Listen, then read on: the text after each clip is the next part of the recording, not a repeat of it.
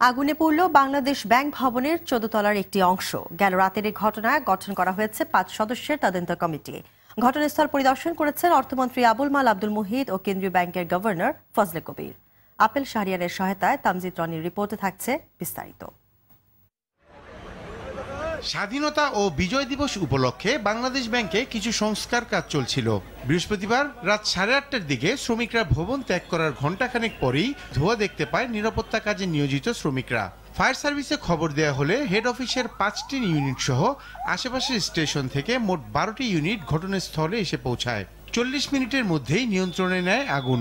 70 জন fire ফাইটাররা বিভিন্ন দিক থেকে এখানে আমরা কাজ করেছি এবং কাজ করার পরে প্রায় 10টার সময় আমাদের আগুন নিয়ন্ত্রণ হয়ে গিয়েছে। আগুনের যে কি কারণ তদন্ত করে আমরা বলতে পারবো, বাট আমরা আপাতত দৃশ্য দেখলাম ওখানে কিছু ইউপিএস আছে, কিছু ইলেকট্রিক্যাল কানেকশন হতে পারে, এগুলো তদন্ত করে বলতে পারবো কি অবস্থা।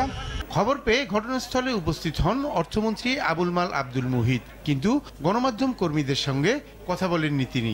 বাংলাদেশ ব্যাংকের গভর্নর ফজলে রাব্বি সহ ঊর্ধ্বতন কর্মকর্তারাও ঘটনাস্থল পরিদর্শন করেন। সম্ভবত 13 ফ্লোরে ওখানে জেনারেল ম্যানেজার বসেন আমাদের মাসুদ স্যার, ওনার রুমের আশেপাশে কোথাও আগুন লেগেছে এরকম আমরা শুনতে পেরেছি। আগুনে হতাহতের কোনো তথ্য পাওয়া যায়নি।